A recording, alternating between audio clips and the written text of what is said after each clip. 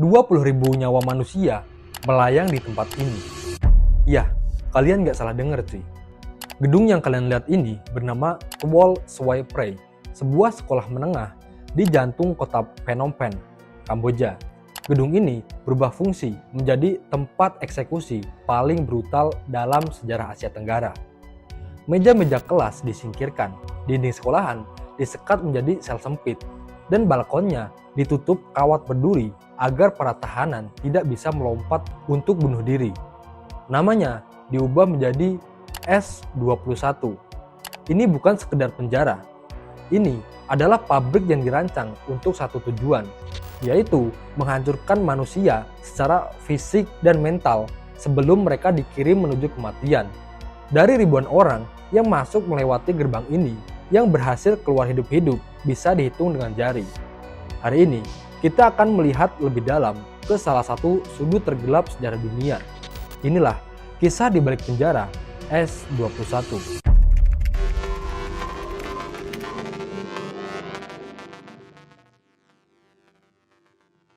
17 April 1975. Bagi warga Phnom Penh, hari itu seharusnya menjadi garis finish dari penderitaan perang saudara yang sudah berlangsung bertahun-tahun. Saat tentara berbaju hitam yang dikenal sebagai Khmer Merah masuk ke ibu kota, ribuan orang turun ke jalan. Mereka bersorak, melambaikan kain putih, dan mengira kalau kedamaian akhirnya tiba. Namun, senyuman itu hanya bertahan hitungan jam. Tanpa peringatan, suasana berubah mencekam. Tentara-tentara remaja ini mulai melepaskan tembakan ke udara dan berteriak melalui pengeras suara. Mereka memerintahkan seluruh penduduk kota tanpa kecuali untuk segera meninggalkan rumah mereka saat itu juga. Alasannya terdengar mendesak banget. Amerika akan mengebom kota kita. Kalian harus pergi ke desa selama 3 hari. Tapi 3 hari itu tidak pernah berakhir cuy. Jutaan orang dipaksa berjalan kaki ratusan kilometer di bawah terik matahari tanpa persiapan. Pasien yang baru saja dioperasi diseret dari rumah sakit beserta tempat tidurnya. Orang tua yang renta, anak-anak yang kebingungan, hingga ibu hamil, semuanya dipaksa bergerak dalam iring-iringan panjang menuju ketidaktahuan. Ini bukan evakuasi, ini adalah pembersihan massal. Di balik semua kegilaan ini, ada sosok bernama Salotsar yang dikenal sebagai Pol Pot. Ya, kalian pasti nggak asing lah sama nama ini. Pol Pot adalah pemimpin tertinggi kelompok Angkar yang memiliki visi yang sangat ekstrim cuy. Pol Pot ini ingin menghapus Kamboja yang lama dan menciptakan apa yang dia sebut sebagai tahun nol. Dia mempunyai logika yang sangat radikal. Kamboja harus kembali ke titik nol untuk menjadi negara agrasis yang murni. Dalam waktu singkat, segala bentuk peradaban modern dimusnahkan. Uang dibakar dan dilarang digunakan kembali. Kepemilikan pribadi dianggap dosa besar terhadap negara. Gak cuman itu, bahkan sekolah, pasar, sampai tempat ibadah itu dihancurkan atau diubah fungsi menjadi gedung dan kandang ternak. Seluruh rakyat dipaksa menjadi petani dalam kamp kerja paksa massal. Namun, musuh terbesar dari revolusi ini bukanlah senjata, melainkan paranoia pemimpinnya sendiri. Pol Pot mulai merasa dikelilingi oleh pengkhianat. Rezim ini menciptakan standar yang sangat tidak masuk akal cuy, untuk menemukan siapa yang layak hidup dan siapa yang harus mati. Siapapun yang dianggap terkontaminasi oleh budaya barat atau pemikiran modern, mereka akan diburu. Jika kalian memakai kacamata, kalian dianggap kaum intelektual yang berbahaya, karena dianggap suka membaca. Atau kalau tangan kalian halus dan tidak kasar, kalian dicap sebagai golongan kaya yang malas bekerja. Bahkan, kalau kalian gak sengaja mengucapkan sepatah kata dalam bahasa asing, itu sudah cukup untuk membuat kalian menghilang selamanya di tengah malam. Bagi Khmer Merah, keraguan adalah pengkhianatan. Mereka memegang prinsip yang sangat dingin. Mempertahankanmu tidak ada untungnya, dan memusnahkanmu tidak ada ruginya. Logika mood inilah yang kemudian melahirkan kebutuhan akan sebuah tempat khusus, sebuah laboratorium untuk membedah pikiran para pengkhianat sebelum mereka dibuang. Dan gedung sekolah Tuol Suai Prey adalah tempat yang mereka pilih untuk menjalankan tugas berdarah itu. S-21 kini siap menelan korbannya.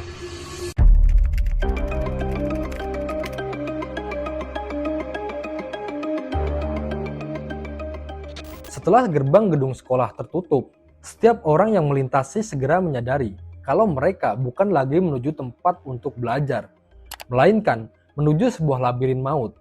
Disinilah identitas manusia dihapus secara sistematis. Nama, jabatan, dan martabat tidak lagi berlaku. Para tahanan sekarang menjadi sebuah objek dalam daftar inventaris yang menunggu untuk dimusnahkan. Perubahan fisik gedung ini menjadi kejutan pertama yang menghancurkan mental. Ruang-ruang kelas yang dulunya luas dan terang telah disekat secara kasar menggunakan bata merah atau papan kayu tipis. Penyekat ini menciptakan sel-sel sempit berukuran kurang dari 2 meter, di mana para tahanan akan dirantai ke lantai semen yang dingin dalam posisi yang mustahil untuk bebas bergerak. Hidup mereka kini terbatas di dalam kotak sempit, di mana satu-satunya suara yang terdengar hanyalah detak jantung mereka sendiri dan gesekan rantai besi yang beradu. Setiap sudut gedung ini dirancang untuk menciptakan tekanan psikologis yang konstan. Di bagian balkon, kawat berduri dipasang rapat dari lantai hingga langit-langit. Tujuannya sangat spesifik dan mengerikan cuy. Bukan agar orang luar itu tidak masuk, tapi agar para tahanan yang putus asa tidak bisa melompat untuk bunuh diri. Rezim Kamar Merah tidak mengizinkan tahanan mati sebelum mereka selesai memeras setiap informasi. Rutinitas di dalam S-21 adalah siksaan dalam bentuk keheningan. Para tahanan dipaksa duduk atau berbaring dalam posisi yang sama selama berjam-jam. Mereka hanya diberikan makanan berupa 2 sendok bubur encer yang lebih mirip air tajin 2 kali sehari. Rasa lapar yang luar biasa ini adalah bagian strategi untuk melemahkan kemauan mereka sebelum interogasi dimulai. Bahkan untuk mengubah posisi tidur pun, tahanan harus meminta izin kepada penjaga remaja yang mengawasi mereka dengan senjata terisi. Jika mereka bergerak tanpa izin, cambukan atau sengatan listrik segera mendarat di tubuh mereka. Kebersihan adalah hal yang mustahil di tempat ini. Para tahanan dipaksa buang air di dalam jerigen plastik kecil di dalam sel mereka sendiri. Jika kotoran itu tumpah, mereka harus menjilatinya sampai bersih. Pengkhianatan ini disengaja. Kamar Merah ingin para tahanan merasa bahwa mereka lebih rendah dari binatang, sehingga saat penyiksaan fisik dimulai, harga diri mereka sudah hancur total. Dan yang paling membuat bulu kuduk berdiri adalah 10 peraturan keamanan yang dipasang di dinding penjara. Peraturan ini adalah prinsip kegilaan. Salah satu poinnya berbunyi, saat dipukuli atau disetrum, kamu tidak boleh menangis sama sekali. Poin lain mengatakan, jika kamu melakukan sesuatu yang tidak diperintahkan, kamu akan menerima 10 cambukan atau 5 sengatan listrik. Di malam hari, suasana S-21 berubah menjadi simfoni horor. Di tengah kesunyian kota yang sudah mati, suara rantai yang beradu dengan lantai dan jeritan dari ruang interogasi menjadi pengantar tidur bagi mereka yang masih menunggu giliran. Tidak ada yang tahu kapan pintu sel mereka akan terbuka dan penjaga akan memanggil nomor mereka. Tapi semua orang tahu akan satu hal. Begitu mereka dipanggil untuk diinterogasi, tahanan mungkin tidak akan pernah kembali ke sel itu dalam keadaan utuh. S-21 bukan hanya tempat penahanan. Ini adalah tempat di mana waktu seolah membeku dalam rasa sakit. Di sini, kematian bukan lagi hal yang ditakuti, melainkan sesuatu yang sangat dirindukan sebagai satu-satunya jalan keluar dari neraka yang dibangun di atas bekas lantai sekolah ini. Namun, sebelum kematian itu datang, Kamar Merah menuntut sesuatu yang lebih berharga dari nyawa mereka, yaitu sebuah pengakuan.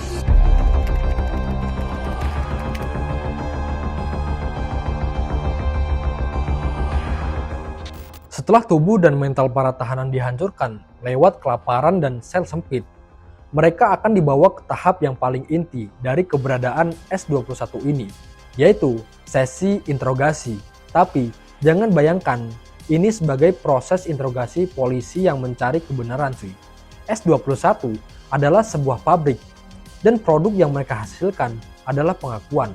Tidak peduli apakah pengakuan itu nyata atau karangan belaka. Yang terpenting, kertas yang mereka berikan harus ditandatangani.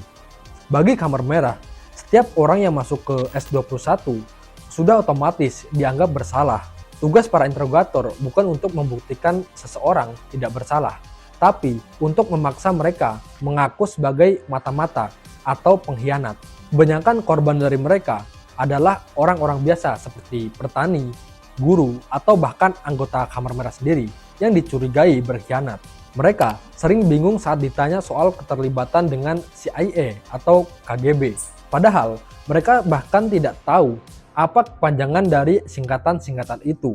Proses interogasi ini bisa berlangsung berhari-hari, berminggu-minggu, bahkan berbulan-bulan. Jika seorang tahanan tetap bersikeras bahwa mereka tidak bersalah, interrogator akan mulai menggunakan alat bantu. Siksaannya sangat beragam dan sangat sadis, mulai dari pencabut kuku tangan, menggunakan alat setrum listrik, hingga metode waterboarding, di mana wajah tahanan akan ditutup menggunakan kain dan disiram air terus-menerus sampai mereka merasa tenggelam. Ada juga metode di mana tahanan digantung terbalik sampai pingsan. Lalu, wajah mereka dicelupkan ke dalam tong berisi air limbah atau kotoran supaya mereka terbangun dan interogasi bisa dilanjutkan. Dan yang paling ironis adalah keberadaan para interrogator itu sendiri, cuy. Kebanyakan dari mereka adalah anak-anak muda yang direkrut dari desa, yang diajarkan bahwa belas kasihan adalah tanda kelemahan. Mereka didorong untuk menjadi kejam. Kalau mereka gagal mendapatkan pengakuan dari seorang tahanan, maka interrogator itu sendiri yang akan dianggap tidak kompeten atau bahkan dituduh berkhianat, lalu berakhir menjadi tahanan di sel sebelah korbannya. Di tempat ini, ketakutan adalah bahan bakar yang menggerakkan semua orang, baik yang disiksa maupun yang menyiksa. Di luar tekanan fisik yang sudah di luar batas kemampuan manusia, para tahanan akhirnya menyerah. Mereka mulai mengarang cerita. Para tahanan akan mengaku telah bertemu agen asing di tempat yang tidak pernah mereka kunjungi, atau menyebut nama-nama teman dan keluarga mereka sebagai sesama pengkhianat. Inilah yang diinginkan oleh rezim. Satu nama yang disebut dalam siksaan akan menyeret 10 nama baru ke dalam penjara. Dan rantai setan ini tidak akan pernah putus. Setelah pengakuan tahanan ditulis dan ditandatangani, para tahanan akan dipaksa untuk menuliskan refleksi diri atau permintaan maaf kepada Angkar.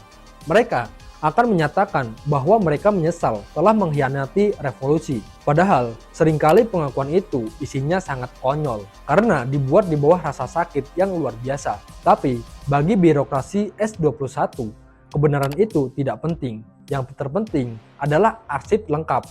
Ada foto saat masuk, ada catatan siksaan, dan ada kertas pengakuan sebagai bukti kalau organisasi selalu benar nih dalam menangkap seseorang.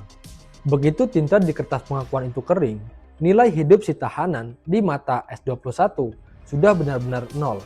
Mereka sudah memberikan apa yang diminta oleh sistem. Di titik ini, mereka tidak lagi berguna untuk laboratorium interogasi. Kertas-kertas itu akan dijilid rapi dalam arsip, sementara orang yang menulisnya tinggal menunggu satu perjalanan terakhir. Perjalanan yang akan membawa mereka keluar dari gedung sekolah itu. Bukan kembali ke rumah, tapi menuju sebuah ladang sunyi yang sudah lama menunggu di pinggiran kota.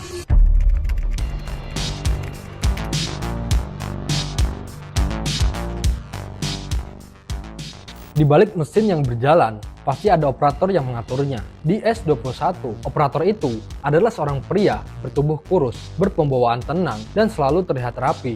Namanya adalah Kain Guek Elf. Tapi dunia mengenalnya dengan nama Dutch. Dia bukan sekedar kepala penjara. Dia adalah arsitek yang merancang efisiensi kematian di dalam gudang sekolah tersebut. Yang membuat sosok Dutch begitu mengerikan bukanlah tampangnya yang sangar, karena dia justru tidak terlihat seperti monster. Tapi ironisnya, sebelum bergabung dengan Kamar Merah, Dutch adalah seorang guru matematika. Latar belakang pendidikan ini terbawa ke cara dia memimpin S21. Dia mengelola penjara itu bukan dengan emosi yang meledak-ledak, melainkan dengan logika matematika yang dingin, teliti, dan tanpa kompromi. Baginya, nyawa tahanan hanyalah angka-angka dalam sebuah persamaan yang harus diselesaikan. Dutch adalah seorang yang sangat obsesi dengan detail dan administrasi. Dia menghabiskan hari-harinya di depan meja kerja, memeriksa ribuan lembar kertas pengakuan yang baru saja diperas dari ruang interogasi. Jika dia menemukan ada pengakuan yang kurang detail atau terasa kurang logis, dia akan memberikan catatan kecil di pinggir kertas itu dengan catatan tangannya yang rapi. Memerintahkan interrogator untuk kembali menyiksa tahanan sampai informasinya sempurna. Dia memastikan bahwa setiap orang yang masuk ke S21 harus memiliki arsip yang lengkap, mulai dari foto saat tiba, catatan medis yang minimalis, hingga pengakuan terakhir sebelum mereka dieksekusi. Di bawah kepemimpinannya, S21 berkembang menjadi institusi yang sangat disiplin. Dutch mendidik para penjaga dan interrogatornya yang kebanyakan adalah remaja desa yang buta huruf untuk melepaskan rasa kemanusiaan mereka. Dia menanamkan doktrin bahwa musuh adalah sampah yang harus dibersihkan. Dia sering memberikan instruksi langsung tentang metode penyiksaan, mana yang paling efektif untuk memecahkan mental seseorang tanpa membunuhnya terlalu cepat. Baginya, kematian dini sebelum ada pengakuan adalah sebuah kegagalan administratif. Namun, yang paling paradoks dari seorang Dutch adalah pengabdiannya yang buta kepada atasan. Dia bukan orang yang haus kekuasaan secara politik. Dia adalah tipe pengikut yang sangat patuh. Dia menjalankan setiap perintah dari eselon atasan Kamar Merah, termasuk Pol Pot, dengan dedikasi yang menakutkan. Dia tahu betul bahwa di dalam sistem yang dia bangun sendiri, satu kesalahan kecil bisa membuat dirinya berakhir di sel yang sama dengan para tahanannya. Ketakutan inilah yang mungkin mendorongnya untuk menjadi lebih kejam dari siapapun, memastikan tidak ada celah bagi siapapun untuk meragukan kesetiaannya pada revolusi. Dutch juga dikenal sebagai sosok yang dingin saat menghadapi penderitaan. Ada laporan menyebutkan bahwa dia sesekali datang ke ruang interogasi untuk menyaksikan sendiri proses penyiksaan, hanya untuk memastikan bawahannya bekerja sesuai dengan instruksi. Tidak ada empati di matanya. Baginya, penderitaan manusia di depannya hanyalah proses teknis yang diperlukan untuk mendapatkan sebuah tanda tangan di atas kertas pengakuan. Setelah Rejim Merah jatuh pada tahun 1979, Dutch sempat menghilang selama puluhan tahun. Dia mengganti identitasnya menjadi seorang guru lagi. Bahkan sempat memeluk agama Kristen dan aktif di kegiatan sosial. Namun, masa lalu bukanlah sesuatu yang bisa dihapus dengan mudah. Ketika dia akhirnya ditemukan dan diseret ke pengadilan internasional, dia adalah tokoh penting pertama dari Kamar Merah. Di ruang sidang, dia tidak berteriak atau menyangkal seperti pemimpin lainnya. Dengan gaya bicara yang tetap tenang dan teratur, seperti seorang guru yang sedang menjelaskan materi di depan kelas, dia mengakui bahwa dia tahu setiap kengerian yang terjadi di S21. Dia mengaku bahwa dialah yang menandatangani perintah eksekusi ribuan orang tersebut. Dutch adalah bukti nyata dari apa yang disebut oleh para ahli sejarah sebagai banalitas kejahatan, bahwa seorang pria biasa, seorang guru yang sopan, bisa berubah menjadi mesin pembantai paling efisien hanya karena dia memilih untuk menjadi baut yang patuh dalam sebuah sistem yang gila.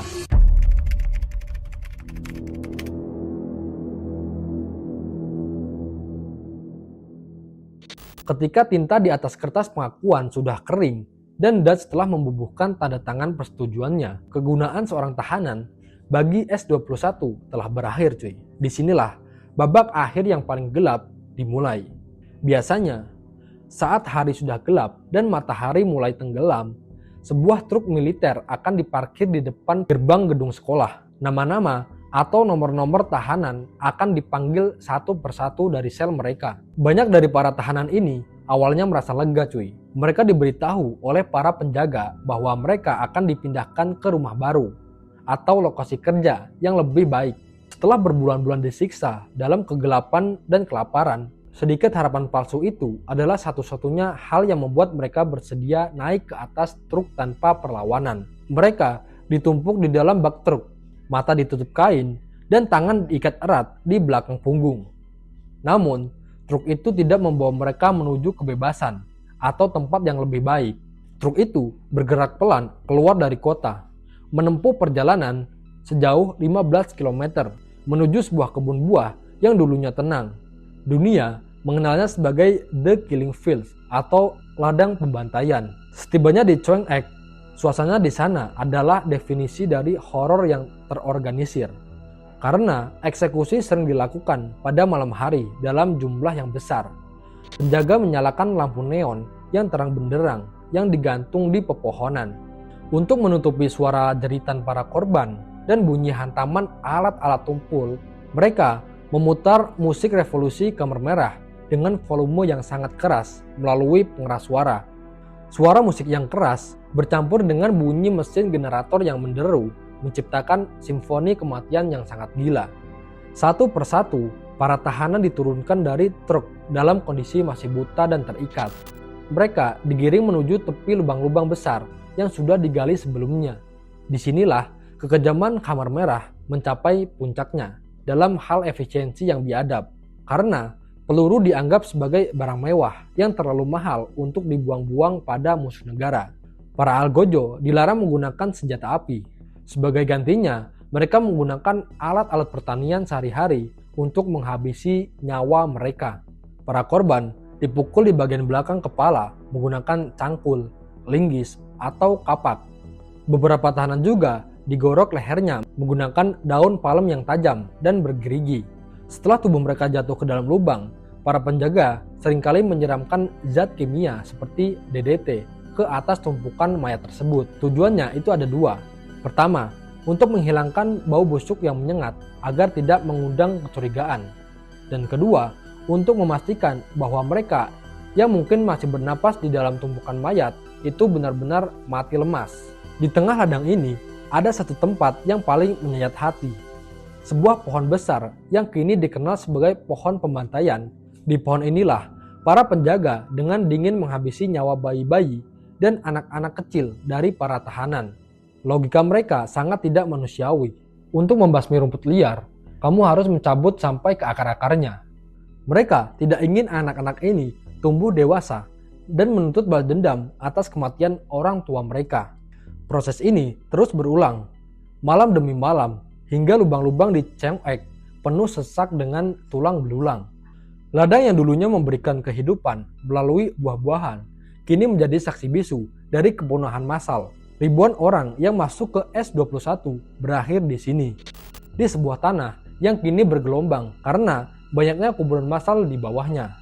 Bagi mereka yang dieksekusi di Choeng Ek, penderitaan fisik mereka mungkin berakhir di sana. Tempat ini tetap menjadi luka yang mendalam. Choeng Ek bukan sekedar tempat pembuangan mayat. Tempat ini adalah bukti akhir dari kemana arah sebuah ideologi yang kehilangan manusiawinya. Sebuah perjalanan yang dimulai dari sebuah ruang kelas di S21 dan berakhir di tanah berlumpur yang penuh dengan darah. Perjalanan ini memastikan bahwa tidak ada lagi suara yang tersisa dari para korban. Selain bisikan angin yang melewati ribuan tengkorak yang kini tersusun rapi di stupa memorial tempat itu, S21 hari ini bukan lagi tempat yang rahasia. Gedung sekolah itu kini berdiri sebagai Museum Genosida Tuol Sleng, sebuah monumen bisu tentang apa yang terjadi ketika kebencian dan paranoia mengambil alih sebuah negara. Foto-foto yang terpajang di dindingnya, noda darah yang masih membekas di lantai semen, hingga tumpukan ribu tengkorak di Choeng Ek bukan hanya sekedar benda bersejarah. Itu semua adalah pengingat bahwa 20.000 nyawa yang melayang di sini pernah memiliki nama, keluarga, dan masa depan yang dirampas paksa. Dan itulah sejarah kelam S21. Oke cuy, makasih buat kalian yang udah nonton video ini sampai selesai. Kalau kalian suka sama pembahasan kayak gini, jangan sampai ketinggalan video dari gua dengan cara subscribe dan aktifkan tombol loncengnya. Sampai jumpa di pembahasan selanjutnya.